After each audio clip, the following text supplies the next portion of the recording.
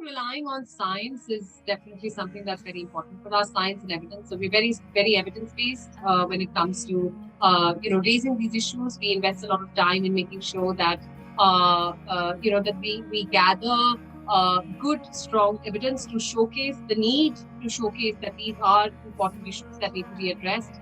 They're not opinions. They're not, it's not just ideology.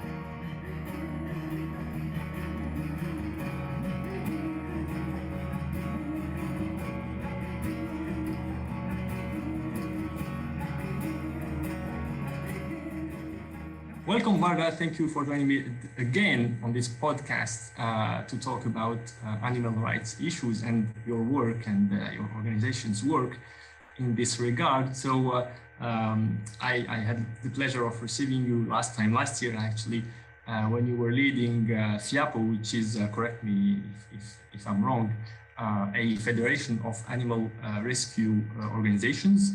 And now you're leading your own organization. Since then you have started your own organization, which is called Samayu. Welcome, Varda. And can you tell us a little bit about this organization that you created?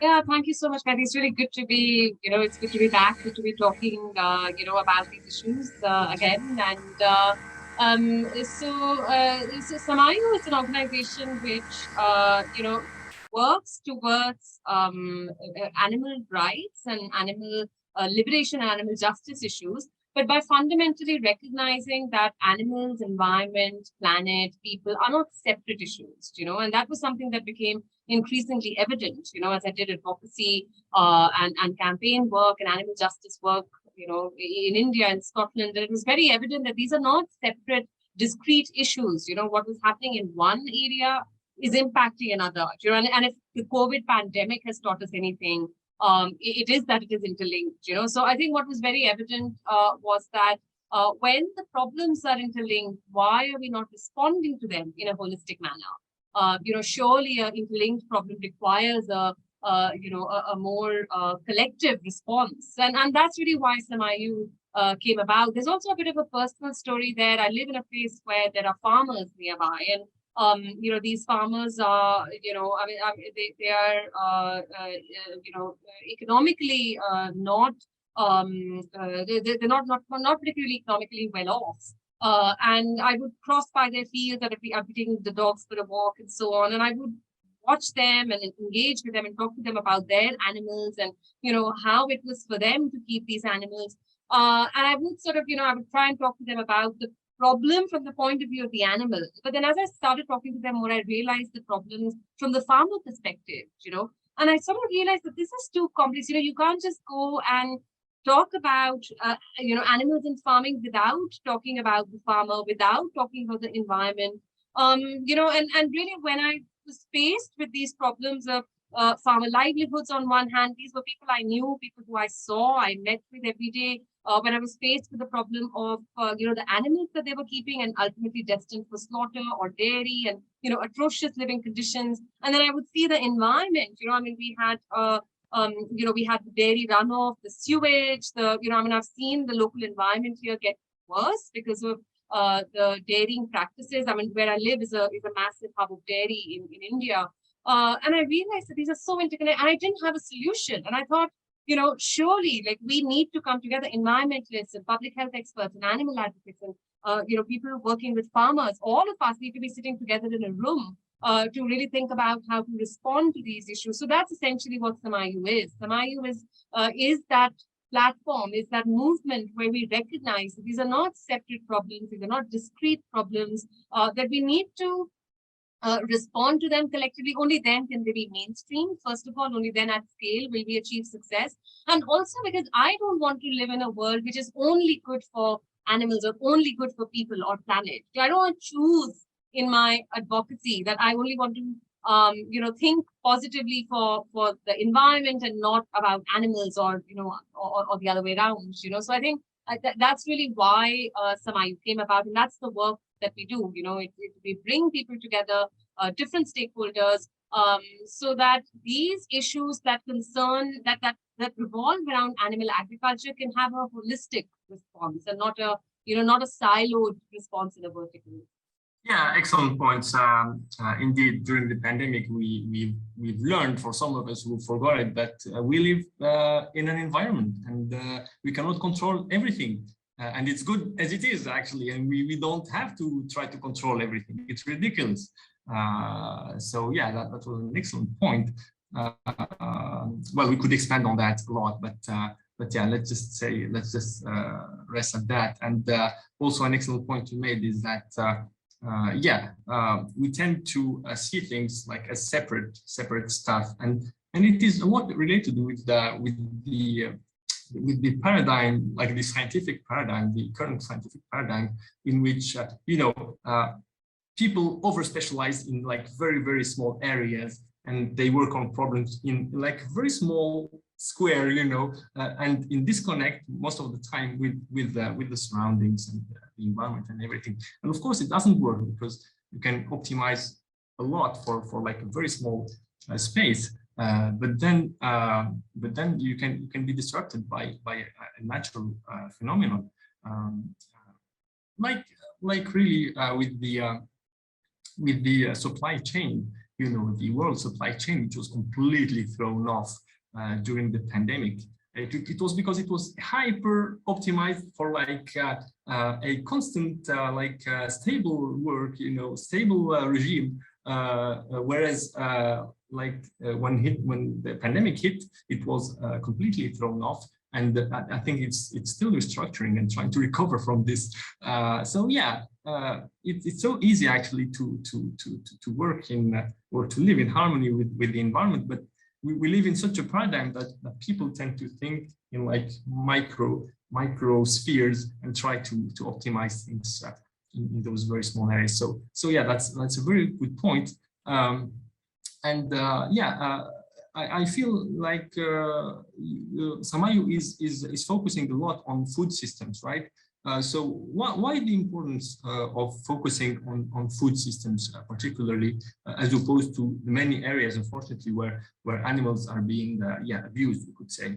I mean, Samayu is ultimately an intersectional space, So, I mean, I think tying that to what you were saying about how our current scientific paradigm is sort of like all about, micro specialization, it's really about creating that platform where intersectional thinking and multidisciplinary thinking and multidisciplinary action can happen. One of the things that we are very specific and, focused about at Samayu is that we want to make sure that everything that we do is in action, because there's such an urgency with the issues that we face, that it's I mean, thinking is of course absolutely necessary before action is taken, but that we are able to see intersectional action.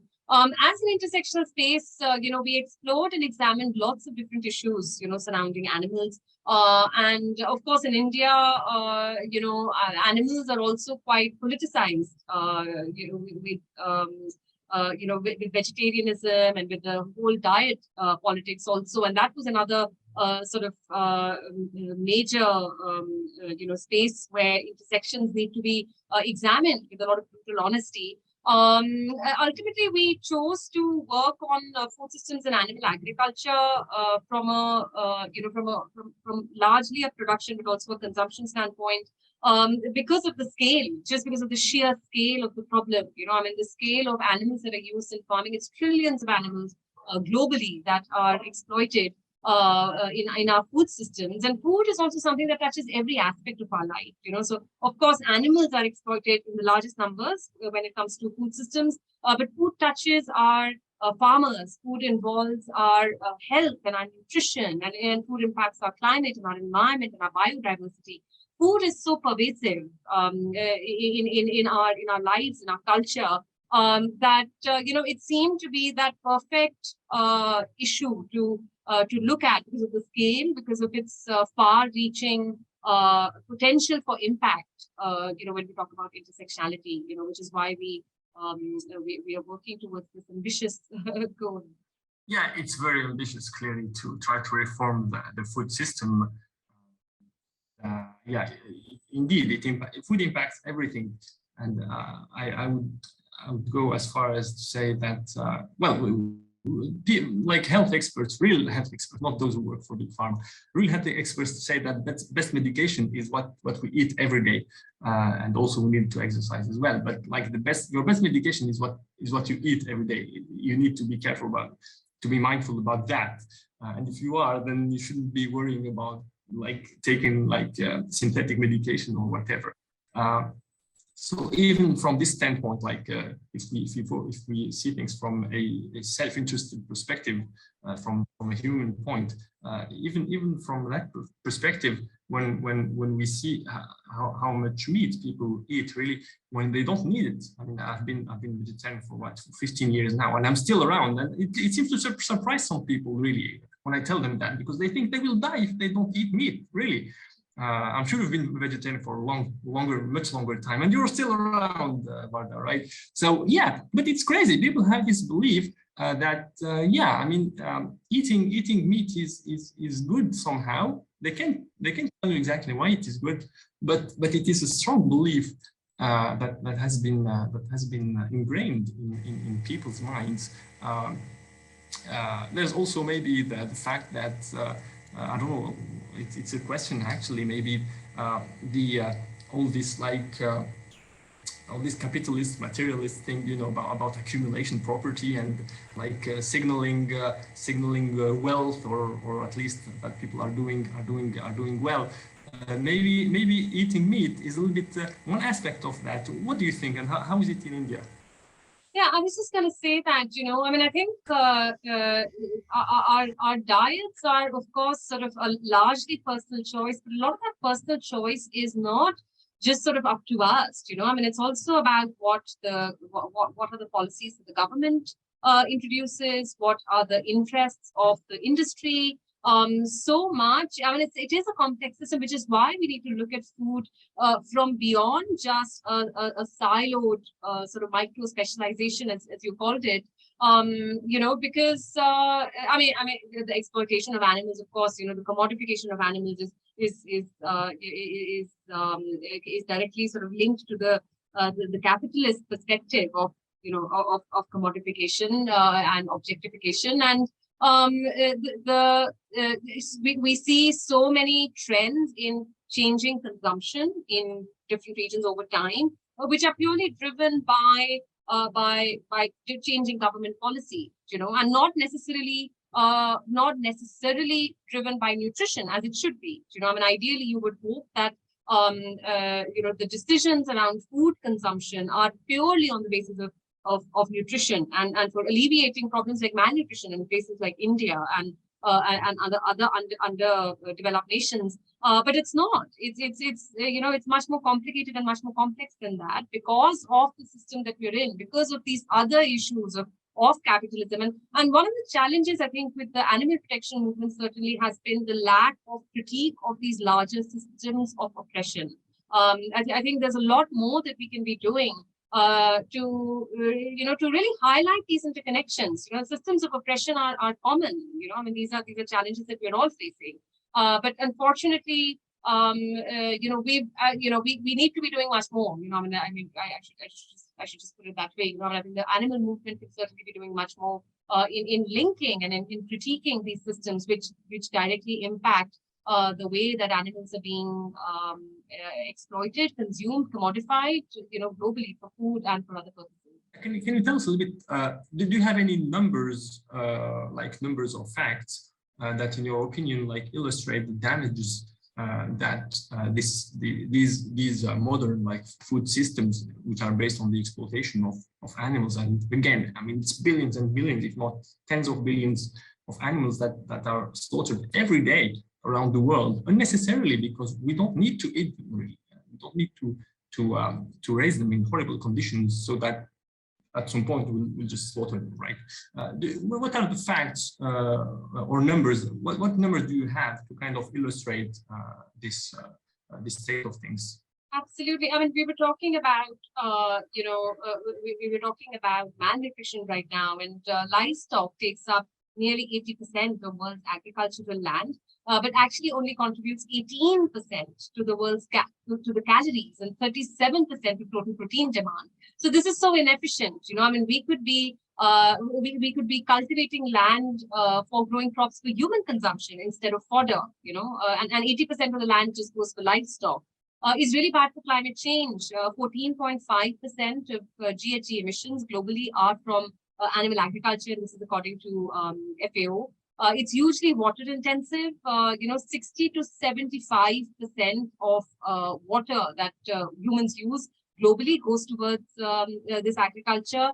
I mean, it's so the livestock grazing, especially in India. When we look at figures in India, we've lost in India 12% of our wild mammals, 19% of our amphibians, and 3% of birds in the last 5 decades just because of livestock grazing in forest areas. It's bad for health. We're talking about zoonotic diseases. And again, in India, animal agriculture workers are found to contract approximately almost 40 zoonotic diseases. It contributes to antimicrobial resistance. 75% of the antibiotics that are supplied to animals as growth promoters are excreted by them. And each year, these drug-resistant infections that we are finding cause nearly 33,000 deaths just in the EU. And if nothing changes in the way that we are consuming food and with our food systems by 2050, this number will increase to 10 million annually, worldwide. And, I mean, these are the public health problems, the issues with antibiotics. And of course, farmers are the first, the first line which gets impacted, whether it's antimicrobial resistance, whether it's pollution, whether it is zoonotic diseases. So it's bad for animals, people, planet, it's bad for nutrition. And there are 1 trillion animals, I mean, when we're talking about food systems, there are 1 trillion animals are killed every year, and they languish in truly horrific conditions at this massive scale. I mean, it's just unfathomable, the numbers that we're talking about, So there's a whole load of, we've published these 3 white papers which show the linkage of animal agriculture with all of these different issues that go a lot more in depth, into lots of these fact and figures, that showcase very clearly that food systems need to change, that animal agriculture needs to be slowly phased out, ultimately. Yeah, excellent point. Excellent point. Everyone knows that fresh water is more and more scarce, and indeed, yeah, I mean, it's a system which creates massive inequality, because if you have the material means to live at a higher standard, you will eat a lot of meat generally. That's what people do. But this is at the expense of people who don't have many means, like many material means of living. They don't have a high standard. Quite the contrary, they are maybe at the bottom of the economic hierarchy, the social hierarchy. So those people at the bottom, they will have trouble even finding fresh water for themselves to drink, while the others at the top will, of course, have fresh water, but they will also eat meat. The same meat, which comes from the same industry, indeed, which consumes the water that should have gone to the people at the bottom and to everybody else, really, not just humans. So, yeah, excellent point. And also, often we find that whenever we're talking about food systems, and especially in India, the conversation always goes to diets. Because diets and vegetarianism is such a political issue in India, more so now. And this, because of the inequity that exists in India, and of course elsewhere, but very visibly so in India, this often gets invoked, that we can't ask tribals to stop eating meat, but we're not asking tribals to stop eating meat. We're talking about the urban people who have no connection with the food that they're consuming, who are picking up factory farmed animal products off the supermarket, who have the choice, who are upwardly mobile, to be able to make healthier, greener, better choices that impact the tribals also more positively. So I think with this issue, the the people at the bottom, the people at the bottom rung of the social and the economic ladder always have it worse off. Whether we're talking about the resources, whether we're talking about change, any transformation, it's always just much worse off for them. Yes, absolutely. Actually, I like to ask also about this big challenge that Samayu has. How do you approach this like very big challenge with with the politicians, with the stakeholders, generally speaking? How do you get people who have like entrenched interests in the status quo? How do you bring them to? How do you try to bring them to change the way they do things? Maybe some of them are like companies and whole sectors, like the agro sector. They live off the exploitation of animals. It's as simple as that, although they will not admit it most of the time. So what is your approach to this with Samayu? I think relying on science is definitely something that's very important for us, science and evidence. So we're very, very evidence-based when it comes to, raising these issues. We invest a lot of time in making sure that, that we gather good, strong evidence to showcase the need, to showcase that these are important issues that need to be addressed. They're not opinions. They're not, it's not just ideology. It's not morality. And of course, I don't think morality is something that we should shy away from. I think morality is very important when we're making, when we're making decisions. But we heavily rely on science to open that conversation. I think another thing that we want to do more of is to actually develop a shared vocabulary. One of the things that one of the big challenges that we are finding as we're doing more and more of these dialogues is that we don't really have a shared vocabulary. What one set of stakeholders believe and talk about may not necessarily be, may not necessarily be fully understood is the wrong word, but the dialogue process can't be successful if we don't have a shared language. So I think that's certainly also something that we want to invest deeply in. There's a lot of relationship building that we do. There's a lot of safety and trust that we create. Anybody who's involved in our process, Samayu's fundamental promise is that all interests matter. It's not just that it's only animal interests matter or only environmental or only farm. All interests matter. We don't want to have to choose between one or the other. We want farmers to to have good, dignified livelihoods. We want the environment to heal. We want, we want liberation for animals and all of these things. So I think when I think that goes a long way also in people being open to that dialogue process. And there's a lot of space and openness to also say that lots of these problems are just complex and we don't know. None of us are the experts on everything. We are all experts in different things and we don't know. We have to collectively, sort of figure out what the solutions are. And I think that that establishment of trust, I think, has also been really valuable. One of our sort of participants made a comment about how he's able to receive some of the messaging, maybe not agree with all of it, but link with some of it, and I think like those are the sort of steps that you can take, to open that dialogue. And I think that's really what those are the different sort of things. And we're still, like I said, we're still figuring it out. There's so much to be done in this in sort of establishing these pathways for connection and intersectional thinking and dialogue and action.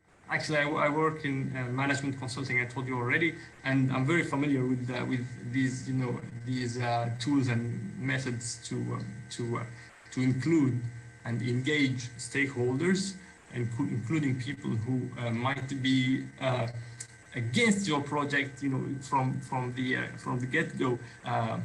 So yeah, I'm very impressed with what you guys are doing. Impressed, but not surprised, really, because I know you guys are very smart people. And yeah, I'm really I'm really very admiring of what you're doing because clearly it's not self-interested in the usual sense of the term.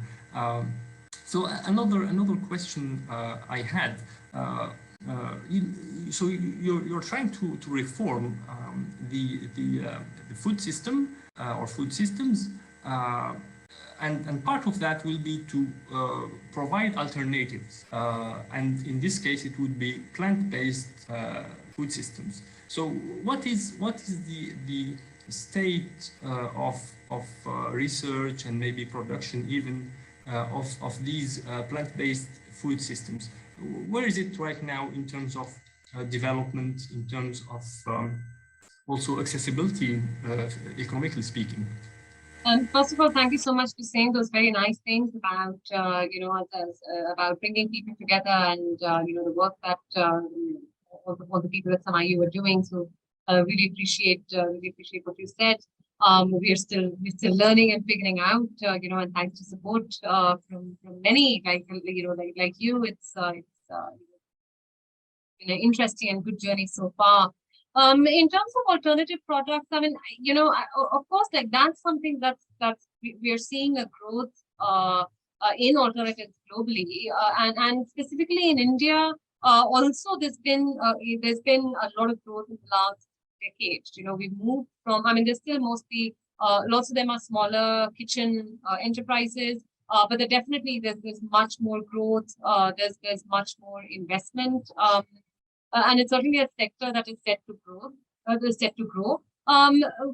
From our perspective, one of the things that we are slightly concerned about, though, is that in the transformation, in the alternative conversations, farmers are being completely left out. So when we're talking about alternative food systems, the focus is on is not including farmer voices. And that's something from an equity point of view, because when we are talking about an inclusive system, when we're talking about that, we need to look at these problems together. Farmers are a part of it, animals are a part of it. I mean, I think excluding that big stakeholder is something that we're definitely concerned about, especially with so many farmers being women farmers also. So our approach towards this is to really work with farmers. What we're doing is to work with farmers to identify what would be economically viable for them to diversify.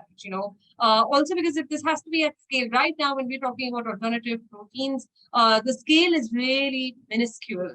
I mean, it's so encouraging. As a vegan, I feel so excited every time I see a vegan product on the shelf, and when I hear about the amazing work that so many entrepreneurs are doing. But at the same time, I know it's such a small minority, for this really to be at scale, the farmers have to be involved. India has a great cooperative system. So much of our for example, our dairy farmers, it's organized as a cooperative. There's a lot of strength in, when we talk about alternatives globally, I mean, we look at animal farming systems globally as large concentrated farms, but that's not the case in India. These are mostly small farmers. It's just the numbers add up, and the conditions are, of course, just as bad.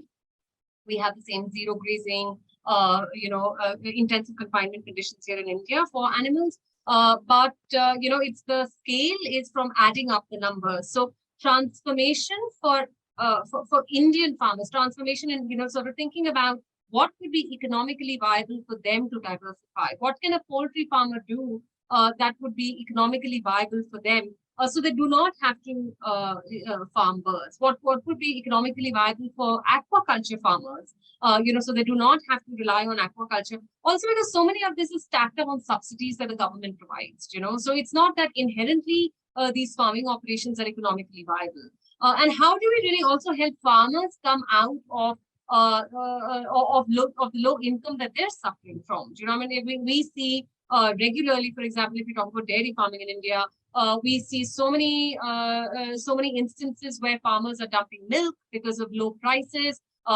Input costs are rising. I mean, it's not, if the subsidy system was taken away, it would simply not be viable. So what can we do to help? And that's we are now starting to partner with agriculture universities, with economists, with experts, with academic experts, and with farmer organizations to really try and understand what would this transformation look like for farmers, so that animal farming, that instead of animal farming, what is the other livelihood within farming? I mean, can we, for example, help them transition to poultry farmers transition to mushroom farming, or can aquaculture farmers diversify to seaweed farming? That is economically more viable.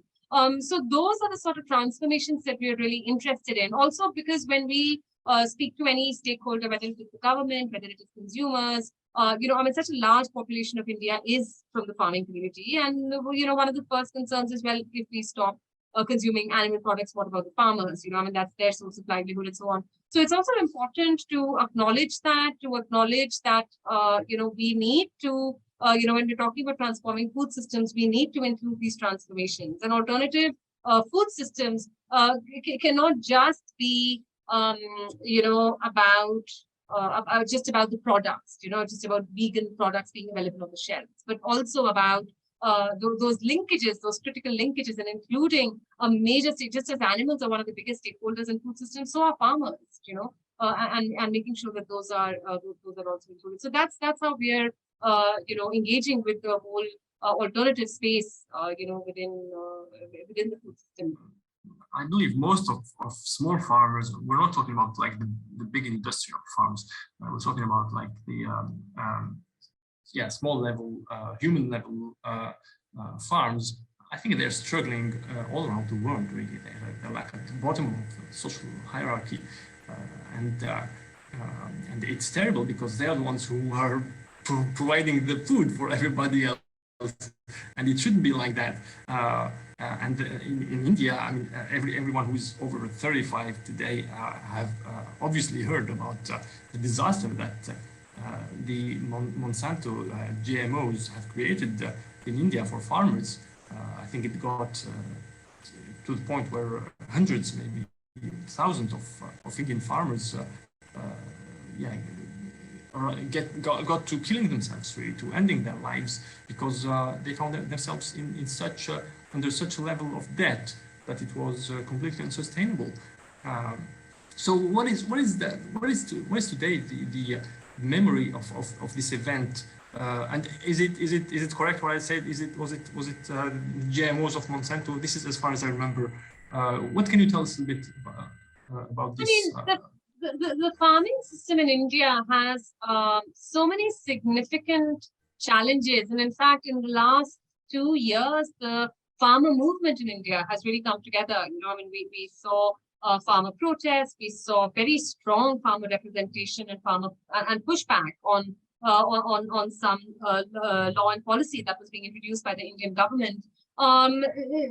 We are, and there's a lot of now focus also on helping farmers become climate resilient, so there's a lot of work that's now happening in that space.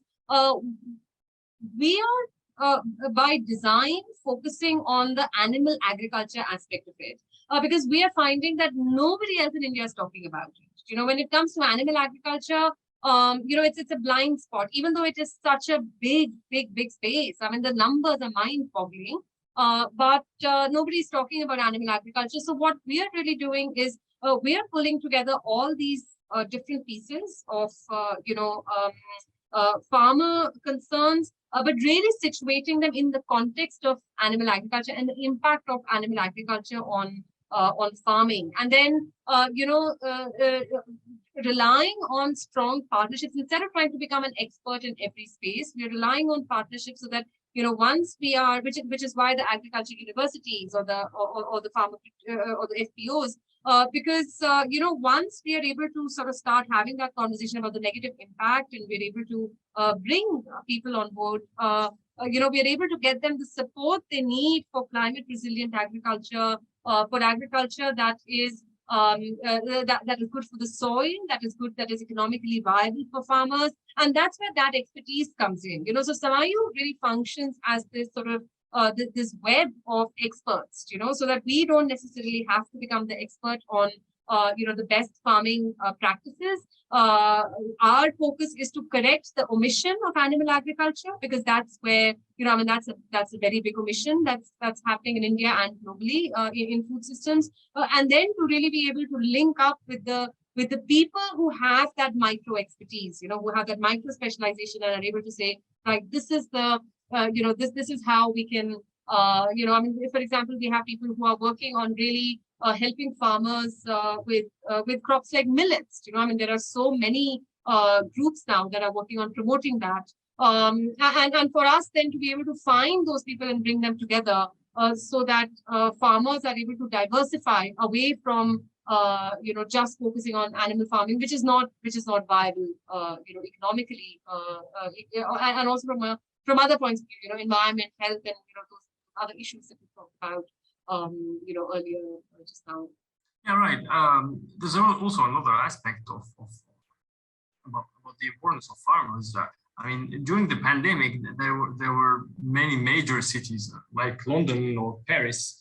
At some point, the authorities were worried that because of the disruption of the supply chain, and because also of the these economies, because of their capitalistic liberal dogma, they push towards services and away from everything that is grounded to reality, like farming or I don't know, or manufacturing, so they have switched gradually to service-based economies. I think that's what they call themselves. And obviously, it makes them more dependent on other countries for basic stuff like food, right? And yeah, there was this worry, I remember, during the early months of the pandemic in London and Paris and probably many other cities, that they weren't sure enough food would arrive to those cities to feed everybody in those cities. So yeah, but the situation didn't get to disaster this time, but next time it might. And I think people have already forgotten about this and the importance of farming, and the importance of not moving away from like the basic stuff that connects us to our environment and nature more generally. I think people have already forgotten about this, and farmers are just being mistreated again, just like they were. Yeah. Yeah. So what do you think, and how is it in India? Did the big cities in India also like face the risk of getting food shortages, really? Not yet, but I think certainly there's sort of like you can see the movement, that towards more services, the farming communities in India, they face a lot of hardship because of the system, because of the policies, because of farming in India is not it's not sort of economically it's not sort of giving big returns economically, so it's completely understandable why a farmer would not want that for their next generation, or why a farmer would want to move away from farming, because it's simply not economically viable, which is why we always emphasize that if we want to transition away from animal agriculture, the alternative has got to be economically viable. It's got to be good for the farmer.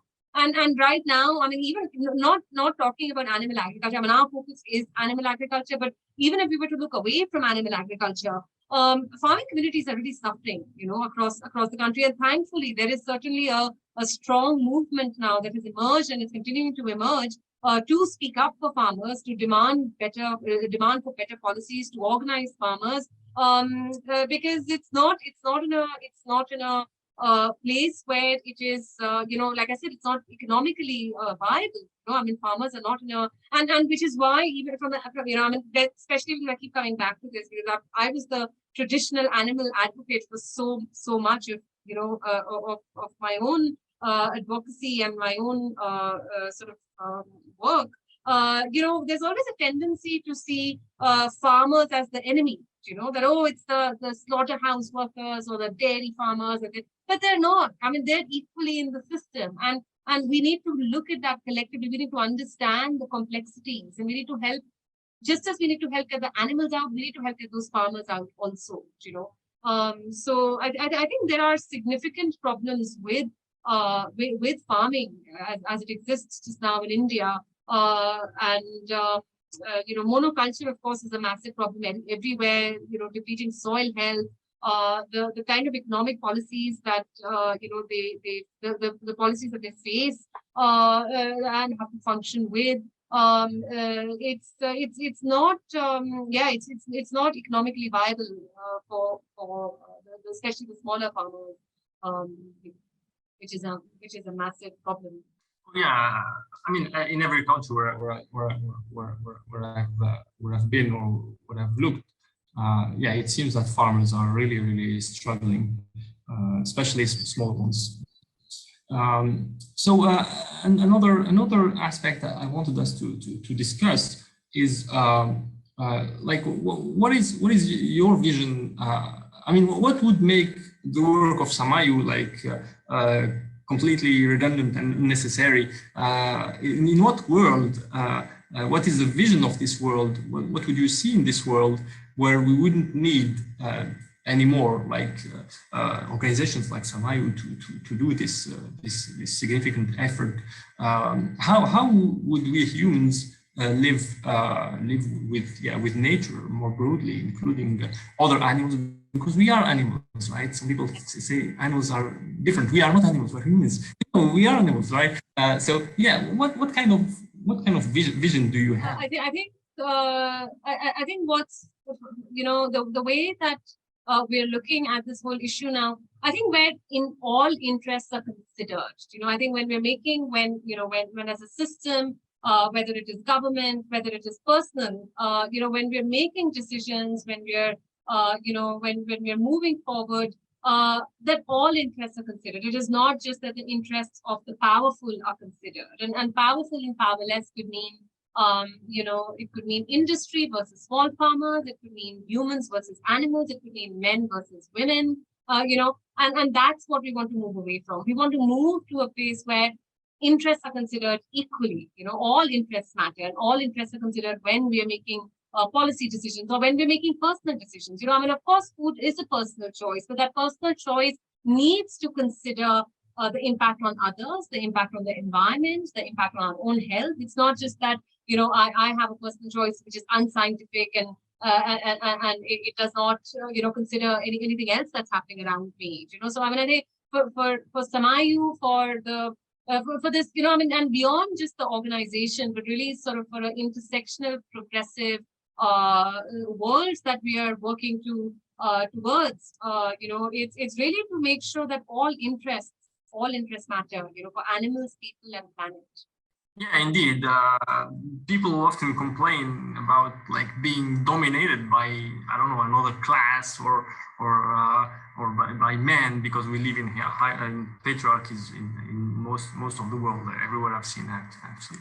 So yeah, people complain about being dominated, but they rarely question themselves about how they dominate, I don't know, someone else or other living creatures. So yeah, good point. We should all work on eliminating all sorts of domination, starting with our own level, at personal level, and then by voting correctly for those who live in democracies, who have the chance of living in democracies, right? It's a chance. People don't realize it, right? That you can vote and your vote is not changed or erased or whatever. They have this extraordinary power, but yeah, from what I see, they rarely exercise that votes for smart choices. Good point. Eliminating all sorts of domination, because animals maybe are at the bottom of all sorts of domination, because they are really the voiceless, right? Literally, because when we say the voiceless, we often think of humans who are voiceless, who have less of a platform to speak up and yeah, share their struggles. But the animals are the real voiceless, because sometimes literally, like, I mean, the fish, some people think the fish don't suffer because yeah, we don't scream, right? But yeah, they do actually suffer. It's not because we don't hear them that they do not suffer, right?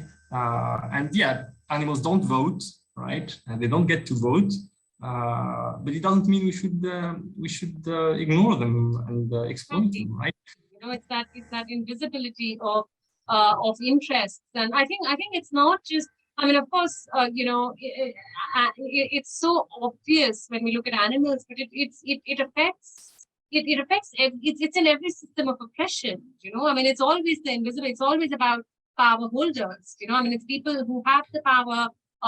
You know, make the decisions that benefit them. You know, and I think, you know, in the context of you know, what we do, of course, like how we are oppressing and also how we are upholding the system. You know, I mean, we all take actions that is upholding the current capitalist patriarchal system. You know, and what can we do to change that? You know, and I think personal is definitely political. You know, and I don't think there's a you know, I mean, I you know, I think they're very interlinked. So I think breaking that invisibility, making sure that we consider those interests and that we confront in the spaces that we inhabit.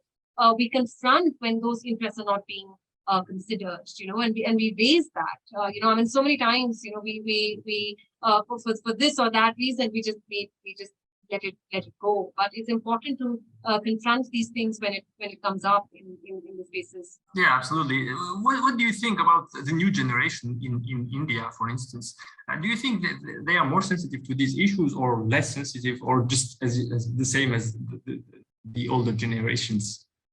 I think there's definitely more awareness about climate change, and sort of like the you know, not even climate change, but the broken relationship with nature. You know, that there's something fundamentally wrong. You know, there's something's got to shift. You know, this is not sustainable. So I think there's definitely an acceptance and aware, or maybe not, if not acceptance, but there's definitely awareness about that. You know, that there is a broken relationship. We are seeing the impact of it. You know, I mean, we've seen COVID. We see you know, really bad weather patterns. We see droughts. We see floods. We see extreme weather conditions. Just in the last year, we've seen so many in India. So I think it's quite, you know, there's definitely a sense of reality. You know, there's definitely a reality check that there's something that's not okay.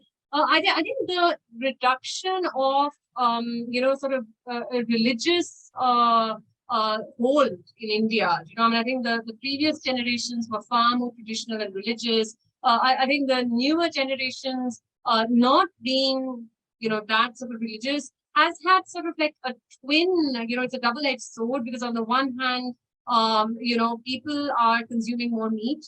And I think animals and religion have nothing to do with each other. They need to be completely separate. You know, and but we see that so significantly. And it's a very complex issue. Yeah, I mean, I could talk about that for a whole other hour.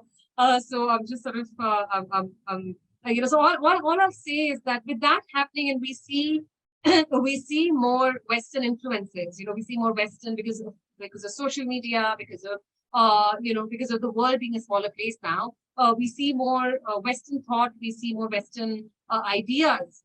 You know, that are influencing the narrative in India around our consumption patterns, around even things like veganism. You know, I mean, a lot of it is. You know, a lot of it is also coming from the trends that we're seeing in the US and the EU. So I think certainly there is there's a shift. There's a shift that we're seeing here in India also. That shift, I feel, needs to be culturally appropriate. You know, and I think it's great. I think it's great that, you know, that there's more openness and there's more awareness that you know, things need to shift, and that things are shifting very slowly, very slowly, but they are. Yeah, this must be related a lot to education, right? I mean, these problems, this broken relationship with nature, which really reminds me of an interview I did with Professor Roland Gori. He's a French professor. He's a professor, and he's a psychoanalyst and sociologist. And yeah, I asked him questions about all these issues, and for him, like the root cause really is that we are in total disconnect with our surroundings. We humans, we people, we are in total disconnect with nature, with surroundings. And yeah, I mean, countries switching to 100% services, it's just ridiculous. It's suicidal when you think about it. But it is an example of this completely broken relationship with nature, like you say. So, isn't education a very important part of this? And yeah, do you at Samayu do this sort of work? I know you do a lot of things already, and it's really it's admirable, really, what you are doing already. But yeah, is education also one of the axes that you intend to work on? Maybe you're working on it already. Yeah, absolutely. I mean, education is so critical, and education at multiple levels. So we educate, we work towards, making information available for policymakers, making information available to, sort of partner organizations, whether they're in civil society or academics, and also to consumers. I mean, it was World Nutrition Week, Nutrition Week last week, I think, and with our partners, enabling our partners to go into schools to do painting competitions, to reach out to youth to talk about the issues of food. And we have these really amazing paintings from children, because children get it so quickly, about what nutritious food looks like. So absolutely, and I think education at multiple levels is really critical. And that's an area that we are already working on and want to continue to grow that space. Because like you said, ultimately, education is what helps people make those interconnections, and our task, as we see it, is to really make sure that we're able to make the information available to people in a way that they can relate to it, that it opens, it builds bridges and not shuts doors, because so many times information can be provided in a way that it just shuts people off, because these are such sensitive topics, so that's really where we see our role in being able to sort of amplify the work that our network is already doing, and in educating and informing different kinds of stakeholders. Yeah, probably having an education system which raises awareness with children, because children they get it, of course, because it's like, I mean every human should get it, but the problem is as we get older and exposed to some sort of propaganda, then we are like molded in a certain way, and people then have a bigger difficulty like unlearning what they have learned throughout the decades, whereas children, they don't have to unlearn anything, and it just makes sense to them immediately. So yeah, that's why they more easily get a lot of stuff that adults struggle with, unfortunately. But it's also it's very promising, because if we work on like the new generation, it will bear fruits in 10, 20 years from now. What would you like to tell people, Varda, about how they can help Samayu in any way possible? The biggest thing is, I think, what I said earlier, personal is political, really sort of imbibing this intersectionality, really, in decisions that we make, just considering all interests, considering that interests of multiple stakeholders matter. I mean, if one is advocating for animals, to consider the interests of, these other groups, I mean, just ending this otherness. We work so much with this idea of otherness. It is really ending this idea of otherness, and in our lives, in our in any space that we inhabit, whether it is personal, whether it is work, whether it is relational, to really live that intersectionality, and I think if we are able to do that, if we're really able to live through intersectionality, I mean that would, Samayu would not need to exist, like you said earlier. So I think that's really what the biggest, that's our biggest call to action. For sure. And if people would like to donate, or how can they proceed? Can they go to the website which I'm displaying in my background?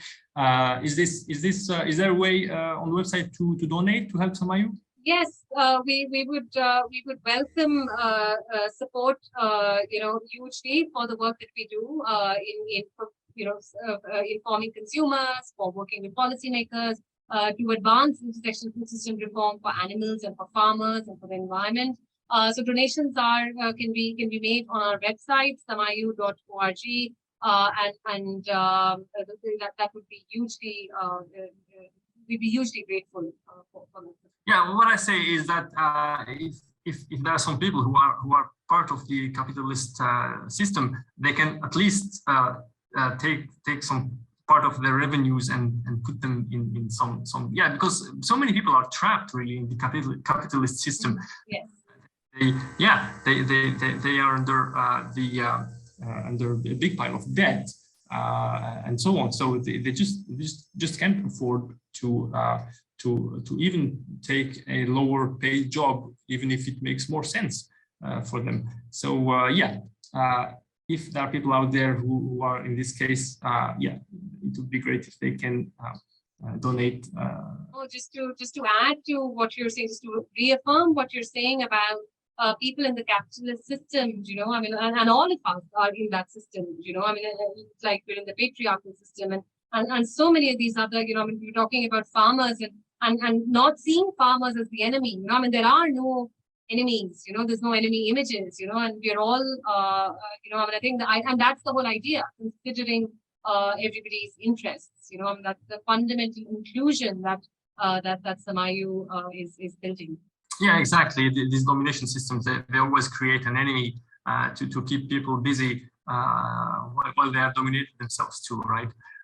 So yeah, excellent conclusion, Varda. And thank you again for taking the time to share what you're doing with Samayu. I'm a big fan, really. I love what you're doing, and I will help in any way I can. And I really, again, invite people to look more closely at what you're doing, to read your. I know that there's a report you have published. I've read it. I know there's the 3 white papers. Also, I'll read them soon, very very closely. This is extremely interesting. Again, thank you, Varda, for these very interesting insights, which will help us all better understand what we should do to live in a better world in which gradually we'll exploit less and less our brothers and sisters, what we call the animals, which are just fellow living creatures, right? Absolutely, and thank you so much for inviting me and having me here today. Really appreciate that, and it's always like such a pleasure to have these really important conversations with you and to discuss these things. They're really sort of difficult, complex issues, and we need to talk about them. We need more conversation. We need more such dialogues. So really appreciate being here. Thank you so much.